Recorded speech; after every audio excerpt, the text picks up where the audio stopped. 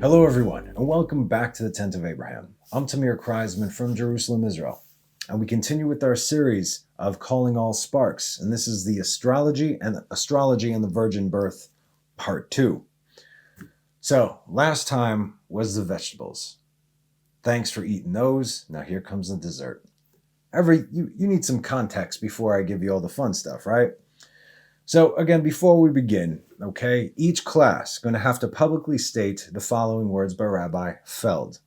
The following pages contain my research, cooperative research with others, my humor for medicinal and educational purposes, and at its core is the research of some serious scholars.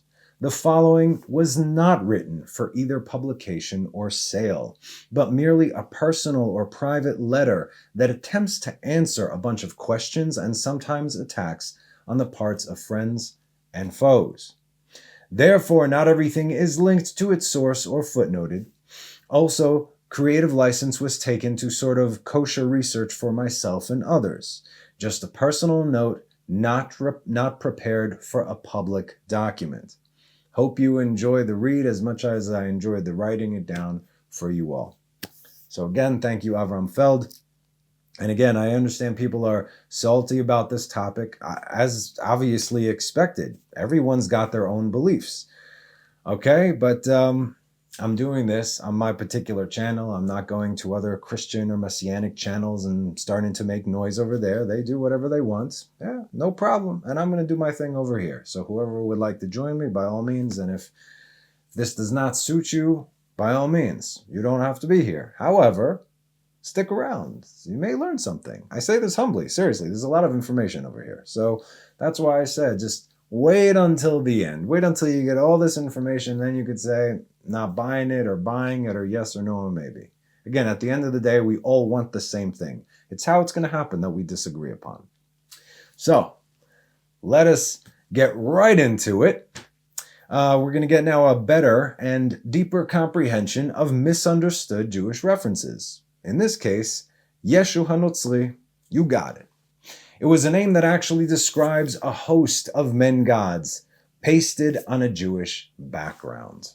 Now we're going to see some history and where these things actually come from. There is no way it was to be taken literally, and it was freely used to refute the attacks against the Jews. Chazal, our sages, Chachamenu Zichronam Livracha, used anything to refute attacks. Now, they never needed to be literal, so explains the Ramban and others, and then we're also going to see why they had to go this route. Rav Ashi and Ravina, keepers and transmitters of our Torah, were forced to write down a crucial amount of oral Torah, of the oral law, right? And we know this during the turning of the Second Temple. The fear was that it would be lost. From a Torah heritage view, the danger of losing the application or explanation of Tanakh is of a supreme emergency imperative. That's why, again, the oral law was supposed to remain oral, supposed to be transmitted. But when you start systematically wiping out Israel, at some point, who's going to tell these things? That's why they documented as much as they possibly could, starting with Rabbi Yehuda Nasi, who wrote down the Mishnah, and that developed into the Talmud, the Gemara, and so on. Many verses cry out for Torah leadership to take action to save the Torah. Psalms 116:26. Crucial is saving Torah explanations, as we have received it through the covenantal faith community since Sinai, Deuteronomy 17, Deuteronomy 33, and so on and so forth. Under persecution and dispersion in their time, our regular study infrastructure was at risk, imperiled, dangerously close to becoming broken. It all but did. Thus, they started to write down valuable, crucial Torah understandings of applications of practical import to actually keep, observe, and transmit all these directives. How are all these things done? Again, you cannot live off of the written Torah alone, because like we discussed, even Parashat Mishpatim, right? An eye for an eye. What does that mean? If someone accidentally pulls out your eye, you have to go pull out their eye, as we discussed circumcision of the heart. If you want to take this literally, no one would be here right now. That's where the oral law comes in. And that's why, and I even gave that example, ayin tachat ayin, if you look at the letters underneath, it actually Under, tachat means underneath.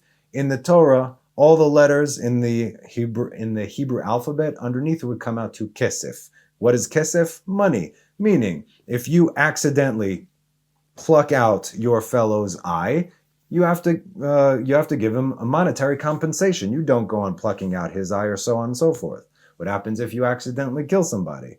Do they kill you on purpose? You see, none of these make sense without the oral law to explain this, and this is what our sages actually had to now put down on paper, and thank God that they did. So, a God who loves is also our God who commands, along with teachings, kindness and wisdom. There are many details contained in the unwritten Torah, in the oral law, to his user manual for our lives under the sun. What do we do? How do we do?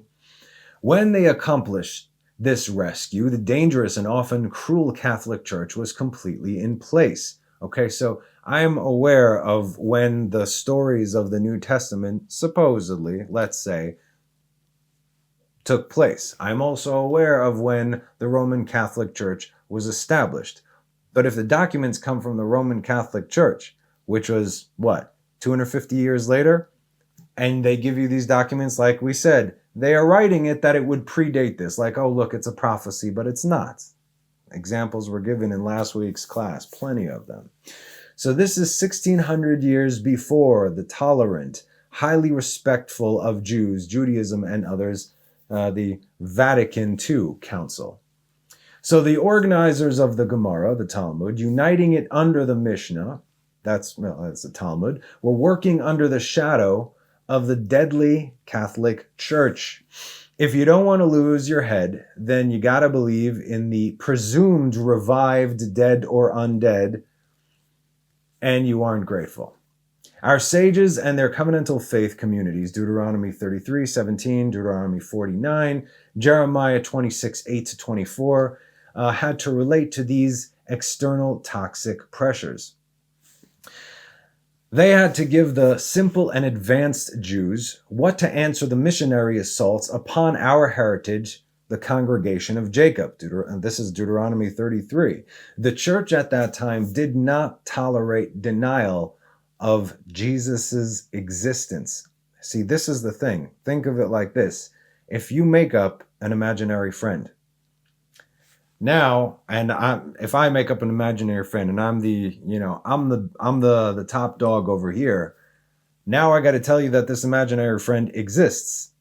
You're like, no, it doesn't. But if you don't agree that the imaginary friend exists, then I will kill you.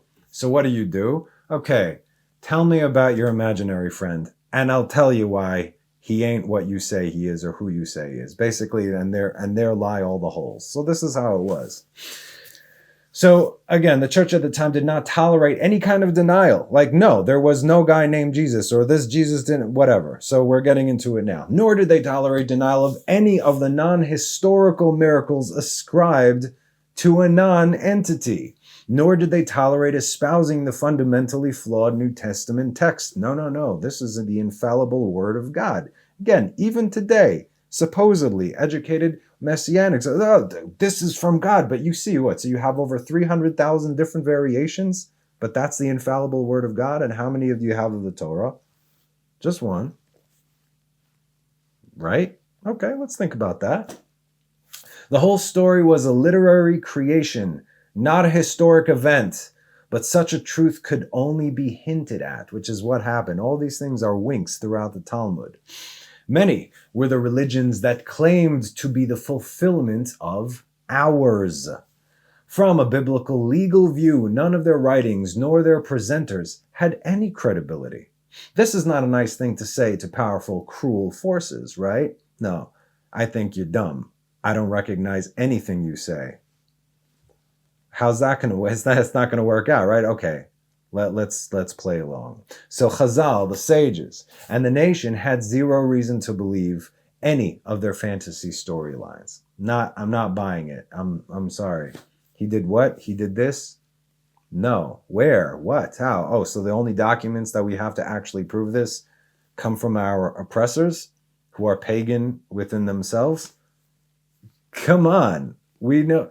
Do you know how many friends I have converts. And I ask everybody, so this story, so, I mean, you grew up in a church, right?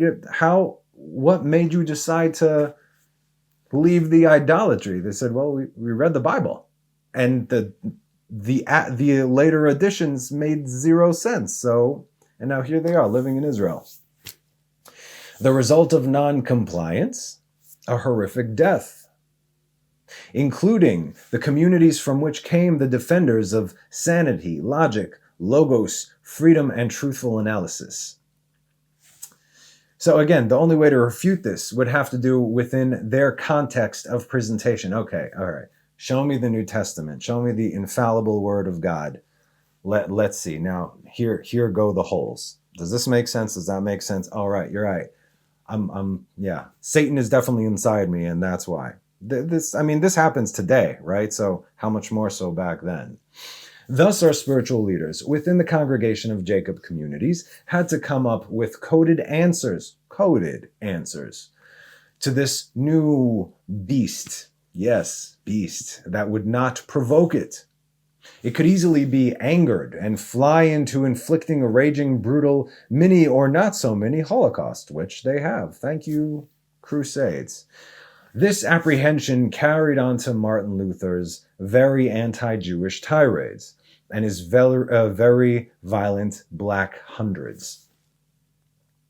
The exact literal terminology used by our sages, if studied in depth, meant that we are talking about the same old, fake, invented, man-made fictions of yesteryears. You're like, wait a minute, hold on. That's story of the God and the Virgin and the God-man who saves, but then he dies and come. Where have I heard this before? We're going to get to those. And then, again, we'll see what comes out of it, right? The old fictions of God-men or goddess and methods merely in a different, more modern package, but the same old worn-out lies, delusions, and combinations of vanity. Their properly understood terminology showed that none of the church claims are anything more than a more advanced pagan religion with an active imagination. As with some other similar religions organized for power and nefarious intent. These terms used by these teachers hark back perfectly to describe other non-real pagan combo of ritual and superstition. Likewise, these stories, with these terms used, were not to be taken completely literally, but figuratively, perfectly describing the non-existing host of God-men. Even way back then, okay, taking on some of our Torah to mix into their human cooked-up pot of inherited lies. Chacham Zalmi Zeba, also expert in disputations, Rabbeinu Eichal, the great Ramban, and many others have stressed the value and incorrectness in taking the stories on this topic literally. They were never meant to be taken literally, as many other stories' teachings were not taken literally.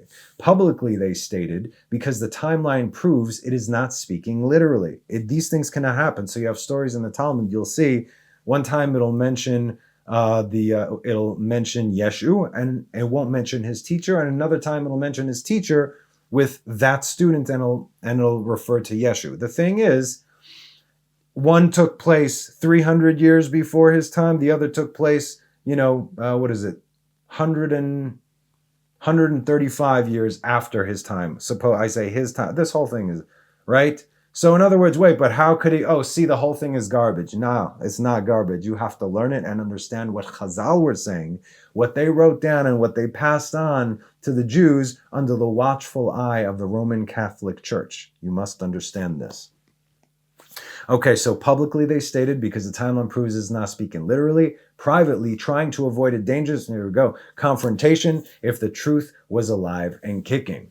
Namely, that we state that there never was such a man-god with a Jewish platform, but just another invented cult for ulterior reasons. The oral and written Torah were in Hebrew and in Aramaic. It was learned, it was lived, died for, and celebrated within our 155 generations of remnant congregation of Jacob, covenantal faith communities, of whom we know all the superstars until this very day. In the book of Yehoshua, that's Joshua, for example, Joshua son of Nun, we have many Joshuas, like a high priest, right? High priest and many righteous using that name. Joshua son of Seth, 4 BCE. Joshua ben Damnal, 62 CE. Joshua ben Gamla, 69 CE. Joshua ben Saphas, patriot against Rome. Joshua son of Hananiah, 1st century CE. Joshua ben Horkanus, 2nd century CE. Joshua ben Levi, 150 CE. Joshua ben Korcha, Joshua ben Fabi, 1st century BCE, and so on and so on and so on. All with zero to do with Christian Jesus, okay, that came, that brought upon the late lies. Getting back to Joshua, we were about to cite the following. This book of law shall not depart from your mouth. Law means the intricate details of the law, but you shall meditate thereon day and night, vehagita bo yomam valayla, that you may observe to do, not done away with, nobody has to do anything, but you may observe to do, that you shall observe to do, according to all that is written here. This is from the book of Joshua. We access God, his Torah, and the practical details of application through intense community-wide study. It's not just enough to sit and learn. You have to live it. That's why if you're going through a conversion, the first thing they'll say is, okay, you get some understanding and then start thinking about how you're going to integrate yourself in a Jewish community, because it's not about the knowledge, right? Knowledge is great. I could do this, I could do that, but it's actually about living it day to day, and also interaction as well, of course. Now, for example, Leviticus 10:16, and Moses thoroughly investigated concerning the sin offering he-goat, and behold, it had been burnt. So he was angry with Elazar and Itamar, Aaron's surviving son, saying, and then, right, okay, so the point here is thoroughly investigated. Not, okay, it says this, so do this. What does it mean? Really, what does it mean? That's the thing you sit in a beit midrash, like, okay, great. The rabbi asks a question, so like, okay, someone raised a hand, great, okay, you said good, someone say better. It's like digging in, and it's a thing with a thumb. It's like, okay, tell me more and more. Getting to the bottom of it, tearing it apart, seeing what is behind everything that God from the 5 books of Moses is actually telling us. Leviticus 24:12, they placed him in the guardhouse until his sentence would be specified to them by the word of the Lord. What do we do with this guy that's blaspheming God? What do we do with this guy that's lighting fires on Shabbat? What do we do? Moses had to go ask, well, do we kill him? Because it also says, thou shalt not kill. But what are the circumstances? Because then God says, okay, this is a death penalty, this is this penalty, and so on and so forth. So this is what happened here. Numbers 15:34. Moses needs extra help from God for logistic details clearly to expound unto them according to the mouth of the Lord. They put him under guard since it was not specified what was to be done with him. Now, how do you do according to all that is in it? By way of your mouth. Similar to Deuteronomy 17, people come to the judge and he will tell, or he will talk. Declare to you that this is the biblical oral explanative Torah. Otherwise, it should have simply said, he will read it to you. But it said, will tell, explain to you the Torah of the mouth, thanks to Rabbi Akiva Bernstein, HaKohen of the Old City. I'm sure he knows who he is. I don't know who that is. Pass it, but I'm sure he's a real guy too, of course. Passed to Moses, then to the heritage congregation of Jacob, Deuteronomy 17, Deuteronomy 33, Psalms 132:13, Psalms 135:14, Psalms 78:38. God will never forsake his heritage, okay? And the children thereof. Never. The whole, Lutheran thing, yeah, God, you're not Israel. We are now Israel. It's very simple to say, you see all these mitzvot, between me and between Israel, it is an eternal covenant, right? All these mitzvot that have to be kept. For instance, let's say the Shabbat and so on and so forth, right? Just from the 10 Commandments. So that means the Gentiles are not to keep these mitzvot, right? But the problem is, though, that then these foreign religions like Christianity says, no, we are now Israel. But then they also don't keep the mitzvot that they say, no, this is us, right? That's the lunacy in this whole thing. Our future, Moses, Aaron's like elders, judges, scribes, remnants of the sages, etc., will march on into a glorious future teaching the nation as we move onward and upwards. Because again, we are expecting Moshe to come back. He's going to be governing and seeing what's going on with the two Mashiachim over there.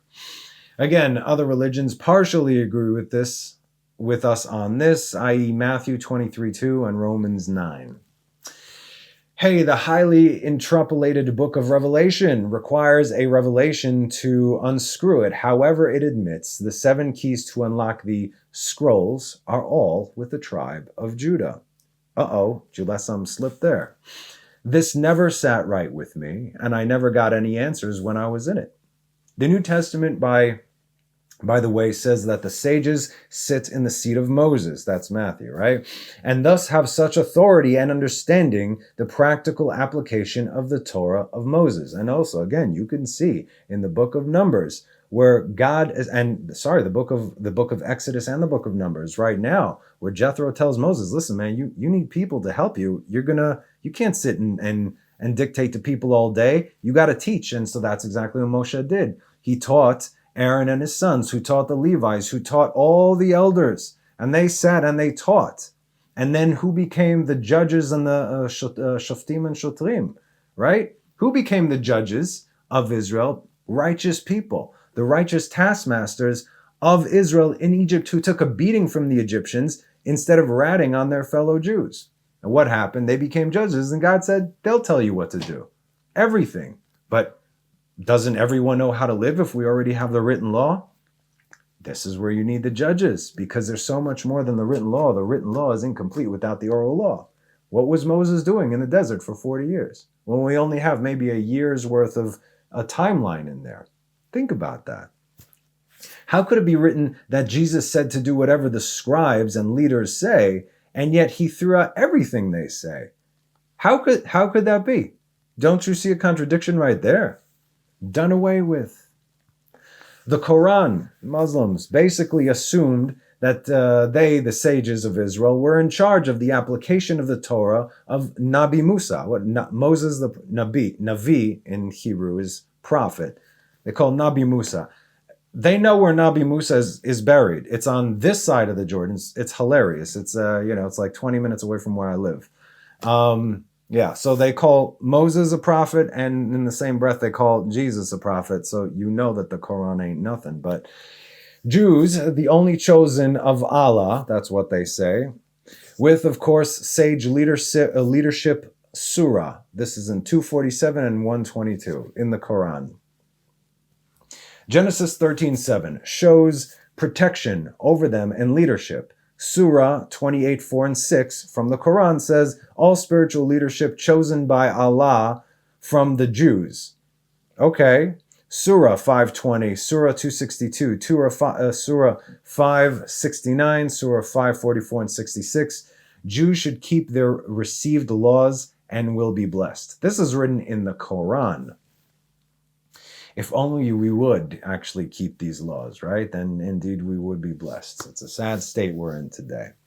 So, do other religions, ancient and new, except when it comes to their replacement deity, prophet, teacher, Buddha, except so on? The point is, okay, the sages of Israel kind of missed the proverbial boat. He says, oops, we the Jewish people, anchored, sailed, and taught by our women and men spiritual leadership, are descendants of Noah. So is everyone else. That is, we pass on the tradition of Noah through Shem to Abraham to Moses and the congregation of Jacob. And he not only didn't miss the boat, he had the contact to manufacture it. That's his joke, because he built the ark. When it gets very dark, just remember Noah in the ark and Jonah in the fish. And accentuate the positive, de-emphasize the negative, and don't mess with Mr. In Between. Okay, one example of the depth of terminology used by the sages will be given now. The point is in order that the Jewish student will understand and apply this insight to the few citations that are considered as being related to the creation of the Roman church cult. The phrase Pesik Resha Velo Yamut. Pesik Resha Velo Yamut. Can you cut off a chicken's head and it does not die? What is going on here? What in heaven's name has happened here? There are many times such a phrase is used.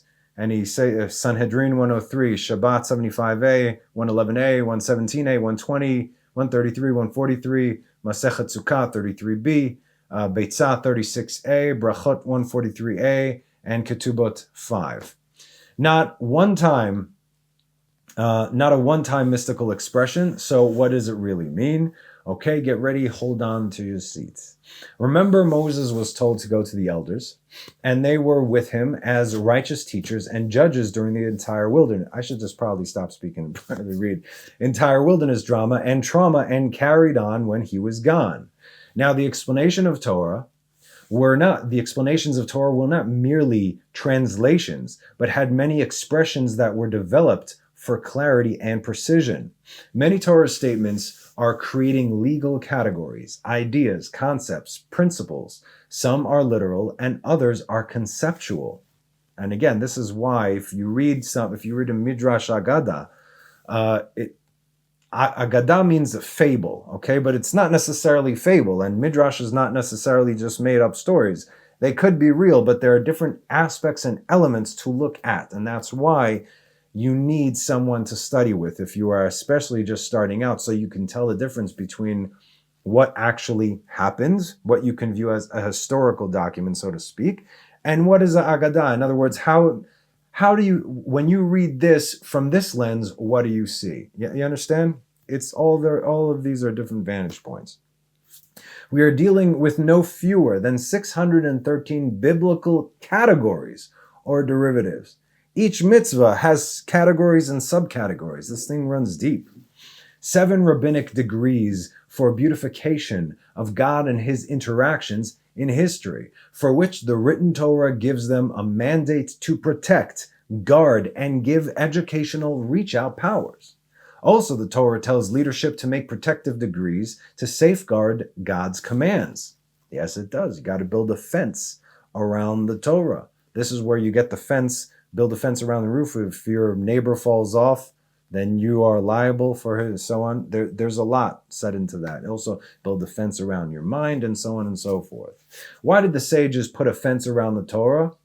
To make a safer Torah. A more safe Torah. Sefer is book. Sefer Torah. Okay. Really, mamash, there are numerous proofs of the above statements. Even though the written Torah gives authority to the trained and learned righteous to make protective directives, they are only rabbinic, not biblical, and that creates many practical differences, right? There's deoraita, mitzvot from the Torah, and then there's derabanan. Now again, meaning from the sages. Why did the sages say this? Like, I'll give you a very practical example. Because, you can't add or subtract. No problem. If Adam and Eve were walking in the Garden of Eden, and God placed a nice big electric fence with a moat and some crocodiles down there, and it says, do not eat. If you eat, you will surely absolutely die. Do not come near this. If you come near this fence, you will be penalized. Do you think that would ever happen? Would they have fallen? No, I'm simplifying something incredible right now, but you get the point. This is what the sages did. When something is very close, and if the generation, as the generations go on, our spiritual stamina, if you will, starts to drop, now we are more susceptible to sin. So the sages are saying, listen, this is the halacha from the Torah. They're not canceling out the halacha from the Torah. Here's the line of the Torah. Once you get here and you cross that, you are done. You are done. So we're going to put our line right here. Okay? So if you cross that line, we have the authority to give this line by Moses. By Moses himself. You could read in 5 books of Moses. And if you got a problem with that and if you don't believe that, then just read Matthew, right? Even Jesus said, hey, listen to them. See how I'm doing this thing? In other words, if you cross this, you're going to be in trouble. There will be problems. Why is this? What is this? So we could be bosses over you? No, because here you lose your soul. So here it might cause some damage, but here, no loss of soul. This is the concept of putting fences around the Torah. This is the concept of rabbis understanding the generation, the wise sages, and saying, uh-oh, they need help. So anyway, which we were very, very aware of, mamash, really, really. In our thousands of years of advanced study, we have expressions, often quite poetic, to help in logical, logos, incisive, rational thinking. For example, the above example. If you take the surface translation, you will be lost in the stars. The above is a legal concept and category, the principle of inevitability. An action will definitely lead to a forbidden outcome, even though a fellow is doing a permissible action in and of itself. Still, the big deal problem is that this action of his or hers will inevitably bring about a biblically forbidden act, just like the example. Then a question immediately comes up. Is this result pleasing and bring satisfaction for them, or they are perhaps indifferent to it? Finally, they do not need or want the resultant reality. They are anti the result. These issues can have bearing on their level of biblical liability. In brief as it is, a concept, a principle, a legal category of an inevitable resolute action. An action has a consequence. It is not about a chicken per se, where if you cut off the head of the chicken, will it not die? One will be a turkey if he thought that it was only about a chicken losing its head. This is an example. In other words, don't take the whole allegory or story about the chicken literally.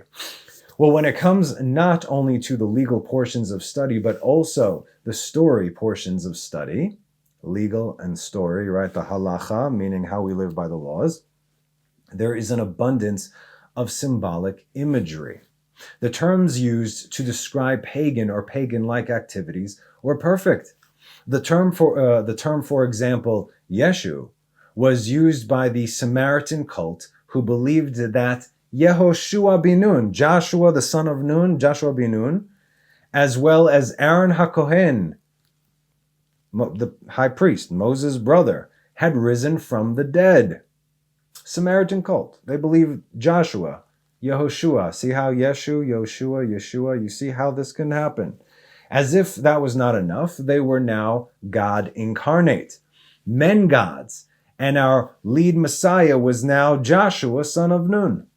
So if you happen to be around the mid-Second Temple time, you could be approached by the part of the Samaritans who made up this new religion and convinced others to follow this Yehoshua, in who belief basically alone, like other pagan godmen, would assure personal salvation. All you gotta do is believe in him. Say you believe in Yehoshua and you're good because he rose from the dead. Yeah, live and learn some history. And just by the way, the Hebrew Bible would not have their Messiah hung. The God of the Hebrew Bible just wouldn't do it in the way that it was written. Deuteronomy 21:23. He that is hanged is accursed of God. This would be an insult, translates the ancient Aramaic Targum, right? Which, by the way, I will be discussing this verse with you at some point. But basically, if you're saying, so what? So Jesus is cursed by God? Oh, no, he took the curses upon himself. Right. There's always a way. This cult was around way before Christianity. I mean, this is them. If you see similarities, raise your hand. This cult was around way before Christianity and provided infrastructure for other heretical mistakes. A few fellows are mentioned within our oral Torah with names that are similar, i.e. Yeshu, right? They symbolically lived or in part were actual. It was a common name at the time. They merely were formed as models representing sources of impurity. Many forces of denial in part oral Torah. Also very Hellenized Jewish and semi-Jewish cults. Many little cults developed and became the infrastructure of the future Roman made-up state religion.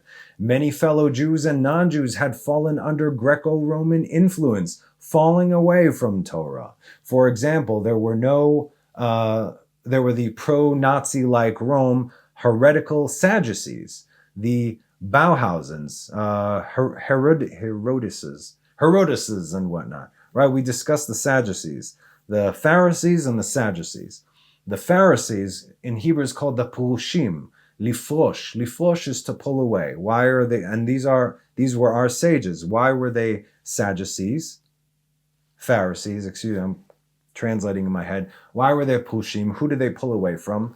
The world. Segregate from the world, pull away from the world, because we don't go according to the ways of the world. But who were the Sadducees, the Tzdokim? These were the guys that bought the priesthood, and they weren't priests. These are the guys that were buddy-buddy with the Romans. These are the guys that don't believe in the resurrection of the dead. They don't believe in Messiah. They don't believe in anything after the 5 books of Moses. They don't believe in the prophets. They don't believe in any of these things. And those are the guys who were basically governing Israel at one point. And again, they shunned everything. So if you don't believe in the resurrection of the dead, you think you're going to be resurrected. Even the Essenes were partial off the historic balanced Jewish biblical path. All of these groups, all of them pre-Christian. The several different characters mentioned in our sources were around 300 years apart. Between the Yeshu of Sanhedrin, Masechet Sanhedrin, and Sotah, and the one of the possible of the Tosfotah, there was a lot of water under the bridge. Like I said, could be a 300-year gap between the Yeshus mentioned over there. None of whom even lived near the timeline Christians claim for their history.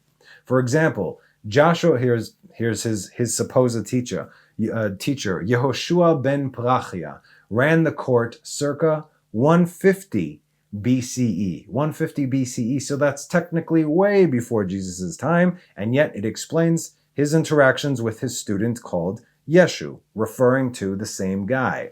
Also associated were names relevant to Hillel and Shammai, as was Alexander Yanai, 103 to 76 BCE, almost 500 years before Christianity was finally organized. With a canonized story and started demanding of us. The rebel student who left the Torah and felt rejected of his teacher, Yehoshua ben Parachia, went and worshipped a stone. We will get to that too.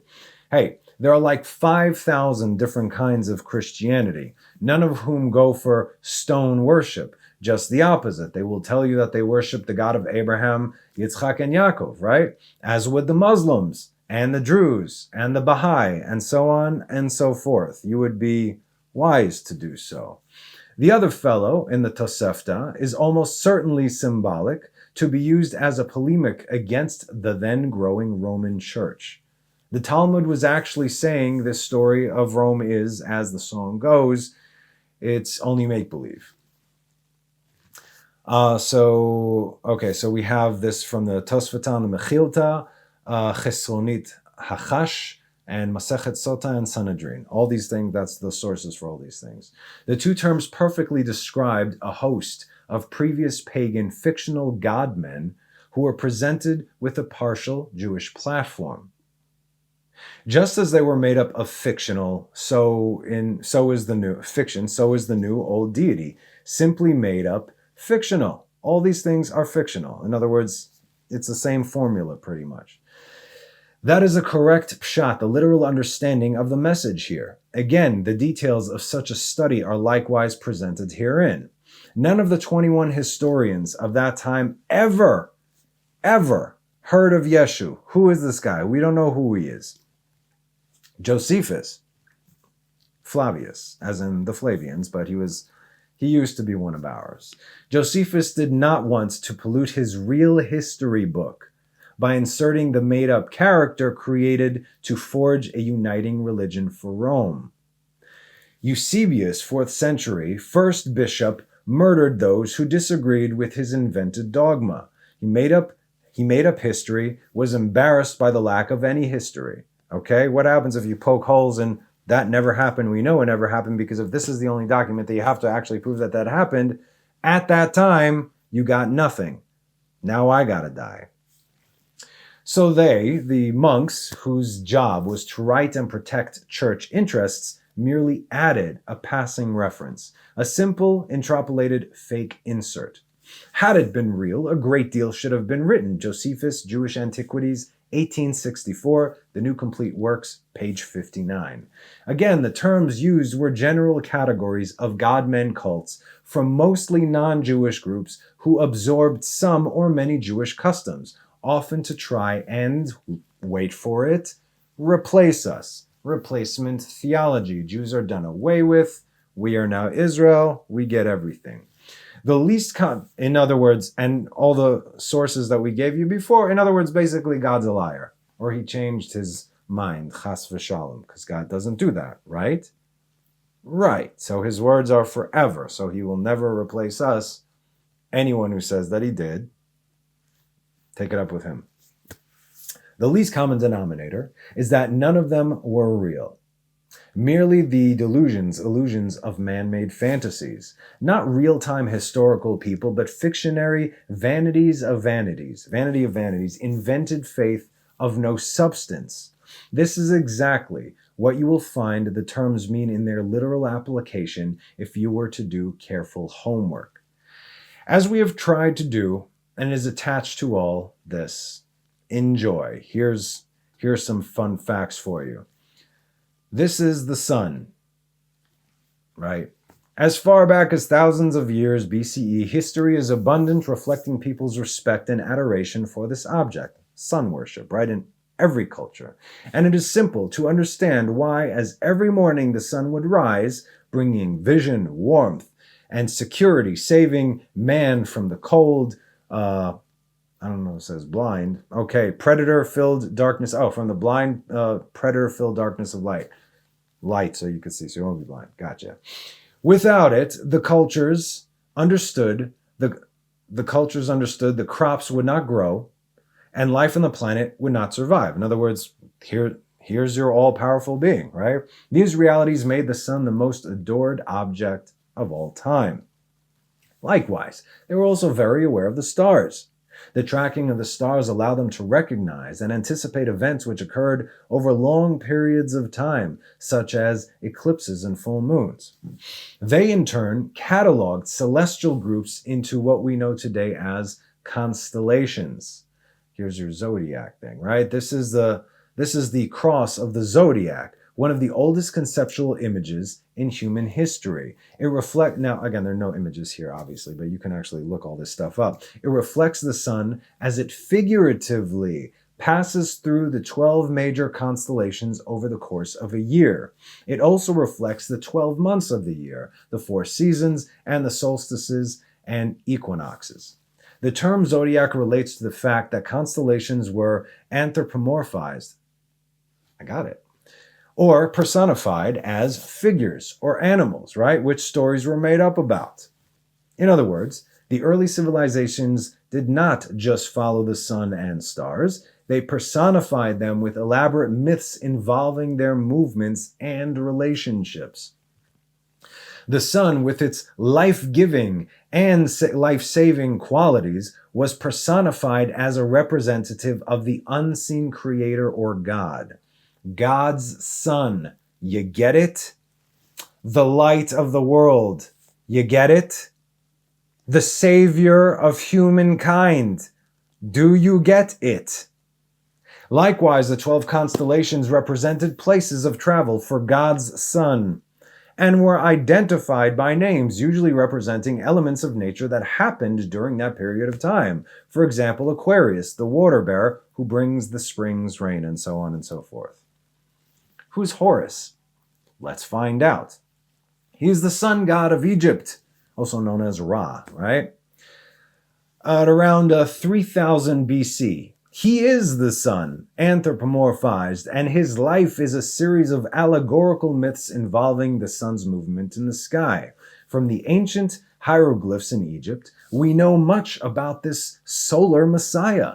For instance, Horus, being the sun, or the light, had an enemy known as Set, and Set was the personification of the darkness or night. And metaphorically speaking, every morning Horus would win the battle against Set, while in the evening Set would conquer Horus and send him into the underworld. It is important to note that dark versus light, or good versus evil, is one of the most ubiquitous mythological dualities ever known and is still expressed on many levels to this day. Broadly speaking, the story of Horus is as follows. Horus was born on December 25th of the Virgin Isis Mary, M-E-R-I. But still, she was for sure a virgin, and for sure this guy is real.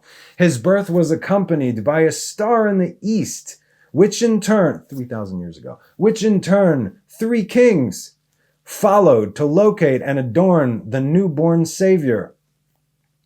At the age of 12, he was a prodigal child teacher, and at the age of 30, he was baptized by a figure known as Anup, and thus began his ministry. Horus had 12 disciples he traveled about with, performing miracles such as healing the sick and walking on water. Horus was known by many gestural names such as the Truth, the Light, God's Anointed Son, the Good Shepherd, the Lamb of God, and many others. After being betrayed by Typhon, Horus was crucified, buried for 3 days, and guess what happened on the 3rd day? You got it! He came up from the dead, resurrected. These attributes of Horus, whether original or not, seem to permeate in many cultures of the world, for many other gods are found to have the same general mythological structure. We're not done. Attis of Pergia, Greece, 1200 BC, born of the Virgin Nana on December 25th, crucified, placed in a tomb after 3 days, was resurrected. Kiskana. Okay, that's right, it is misspelled. Okay, Krishna? Anyway. India, 900 BC, born of the Virgin Devaki, with a star in the east signaling his coming, performed miracles with his disciples, and upon his death was resurrected. Dionysus of Greece, 500 BC, born of the Virgin, December 25th, was a traveling teacher who performed miracles such as turning water into wine. He was referred to as the King of Kings, God's only begotten Son, the Alpha and the Omega, and many others, and upon his death was resurrected. No one's dead. Okay, was resurrected. It's like the Marvel universe. No one dies, right? It's a joke. Anyway, Mithra, 1200 BC, of Persia, born of a virgin, December 25th. Then no other December 25th? Okay, we're going with that. December 25th, he had 12 disciples and performed miracles. And upon his death, he was buried, and after 3 days, he was resurrected. He was also referred to as the Truth, the Light, and many others. Interestingly, the sacred day of worship of Mithra was Sunday. The fact of the matter is, there are numerous saviors from different periods, from all over the world, which subscribe to these general characteristics. The question remains, why these attributes? Why the virgin birth on December 25th? Why dead for 3 days and the inevitable resurrection? Why 12 disciples or followers? To find out, let's examine the most recent of the solar messiahs. Jesus was born of the Virgin Mary on December 25th in Bethlehem. His birth was announced by a star in the east, which 3 kings or magi followed to locate and adorn the new Savior. He was a child teacher at 12, and at the age of 30, he was baptized by John the Baptist and thus began his ministry. I could just replace that with Horus and we're good, right? Or one of the other 15 names that I just gave and stories that are predating this one by 500 to 3,000 years. JC had 12 disciples, which he traveled about with, performing miracles such as healing the sick, walking on water, raising the dead. He was also known as the King of Kings, the Son of God, the light of the world, the Alpha and the Omega, the Lamb of God, and many others. See, the Christians, they got everything. Took it from everything, for sure. But this one's for real. Those were not, right? After being betrayed by his disciple Judas and sold for 30 pieces of silver, he was crucified, placed in a tomb, and after 3 days, definitely was resurrected and ascended into heaven. First of all, the birth sequence is completely astrological. The star in the east is Sirius, like Sirius satellite radio, the brightest star in the night sky, which on December 24th aligns with the 3 brightest other stars in Orion's belt. The 3 bright stars are called today what they were called in ancient times, the 3 kings. The 3 kings and the brightest star, Sirius, all point to the place of the sunrise on December 25th. This is why the 3 kings follow the star to the east in order to locate the sunrise, meaning the birth of the sun. Do you get it? The Virgin Mary is the constellation Virgo, also known as Virgo the Virgin. Virgo is in Latin means virgin. The ancient glyph for Virgo is altered, which is the letter M. This is why Mary, along with other virgin mothers such as Adonis's mother, Mira, or Buddha's mother, Maya, began with an M. Virgo is also referred to as the house of bread, and the representation of Virgo is a virgin holding a sheaf of wheat. This house of bread, and it's, Bethlehem, the house of bread. This house of bread and its symbol of wheat represents August and September, the time of the harvest. In turn, Bethlehem, in fact, literally translates to the house of bread. Bethlehem is thus a reference to the constellation Virgo, a place in the sky, not on earth. Although Bethlehem's right down that road over there, nevertheless, you see how this fits.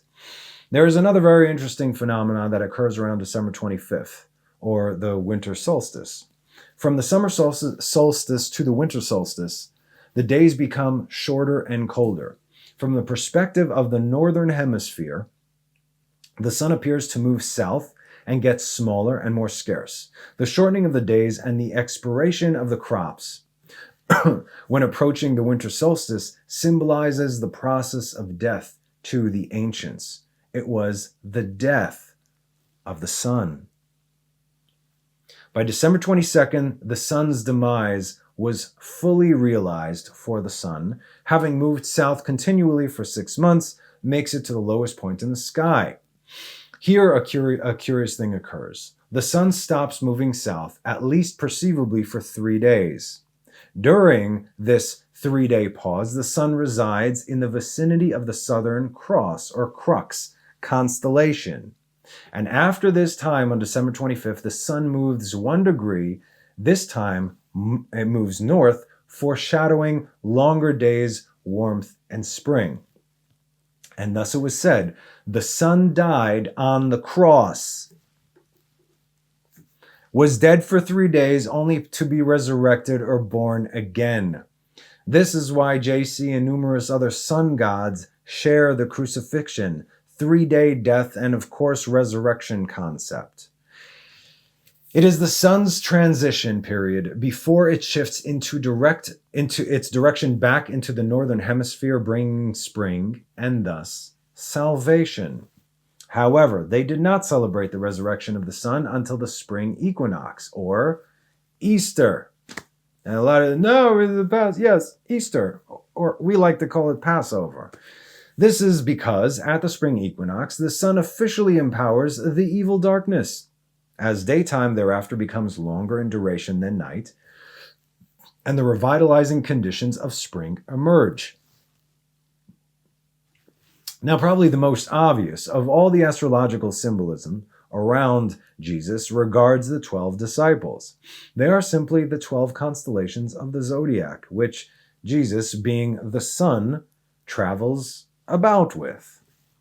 In fact, the number 12 is replete throughout the Hebrew Bible, but reflects a one and only one creator of pure spirit, in which the planets, etc., and so on, serve him and are signs of his people.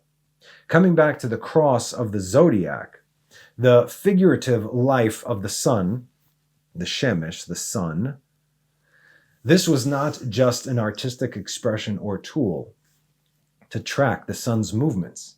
It was also a pagan spiritual symbol, the shorthand of which looked like, well, like that, you know. This is not a symbol of Christianity. It is a pagan adaptation of the cross of the Zodiac. How can they expect us to buy all this stuff? Now that you know this, what's different? Why is what you got different? We can't even rent it, let alone buy it. It's just not a matter of it's just not a matter of saying Jesus saves, but Moses invests. Well, the reason is simple, because they themselves have lived entire lives under the sun and were kept ill-informed. They will one day say, so many already have, our parents have inherited lies. I can see clearly now the rain is gone away. Yeah, I know. See, when I was reading these things, like, oh, okay, all right. What does one do with this kind of information? You understand? This is our topic for today, but seriously, I mean, just reflecting upon that, and everything I said right now, of course, it's public knowledge. You can all see it for yourselves. So then if you take all these occurrences where it's, how you say in Hebrew, echad leechad, it's one for one, it's verbatim almost, the same stories. But now this is the guy, but those others weren't. You see where they went, and you see where this is going. How did this end up here? How did we end up here? What are you going to do now that you have this information? And if you are watching this and you've already figured this out, I mean, through other means, but this just solidifies your excuse for getting out of there. If you give this to anybody and they're in it, would they even listen to this? I wonder, you know? Maybe so, maybe not. But again, whoever's supposed to hear it will hear it. So again, I'm asking now, please do not forget to spread this as best you can. Even pause it here, hit that thumbs up button on the bottom over there. All right? That it would really, really help to get this thing out. Obviously, share it with whoever you think might enjoy this or not enjoy it, or it might cause them to reflect or to question or anything. But the point is, we are striving right now for an awakening. Why? Because of everything that I've been teaching for the last 7 months. Okay? And if you'd like, you could go check out the Acharit Kereshit series. This is why we're doing this right now, and we all have to do our part. And so I ask, click of a button, that's your part. Okay? I appreciate it. Thank you very much. So stay tuned for next week. We're going to be discussing the Flavian dynasty and the actual origins of Christianity, how the whole thing came about, how they wove everything together, and how they not only fooled a generation, but they fooled over 2,000 years worth of people, and still till this very day. So we're going to get to the bottom of that. We're going to take that one apart. So as always, thank you so much for joining me. Have a wonderful rest of the week, and Shabbat Shalom. Oh, and one more thing. If you are interested, and if you do have questions, please email me. That's it. Just emails below. Send me an email. Ask your questions, okay? I'm not here to fight with anybody. Really, I don't. You go your way, I'll go mine. But here I am. Anyway, thanks again. See you next time. Bye.